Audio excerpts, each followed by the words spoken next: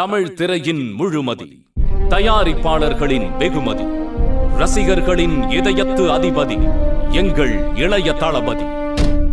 1984 விஜய் எனும் பெயர் வெற்றியில் பதிவானது. அன்று தொடங்கிய தனது தீராத சினிமா வேள்வியை அண்ணாமலை வசனம் பேசி தந்தையின் முன் வெளிப்படுத்தினார். இதற்கான விடையே நாளைய தீர்ப்பானது. அதன்பின் கிடைத்த கசப்பான விமர்சனங்கள் பூவே உனக்காக திரைப்படத்தில் தனது நடிப்பாற்றலை வெளிப்படுத்தி உடைத்தெறிந்தார். 1997 வரிசையாக லவ் டுடே, ஒன்ஸ் மோர், நேருக்கு நேர், காதலுக்கு மரியாதை போன்ற வெற்றி படங்களை தந்து நட்சத்திர அந்தஸ்தை அடைந்தார். தமிழக தாய்மார்களின் மனங்களில் நிறைந்தார். தொடர்ந்து பிரியமுடன், துள்ளாத மனமும் துள்ளும் போன்ற திரைப்படங்களில் மாறுபட்ட கதாபாத்திரங்களில் தோன்றி சிறந்த நடிகர்களின் பட்டியலில் இணைந்தார். பிறகு குஷி, பிரியமானவளே, ஃப்ரெண்ட்ஸ்,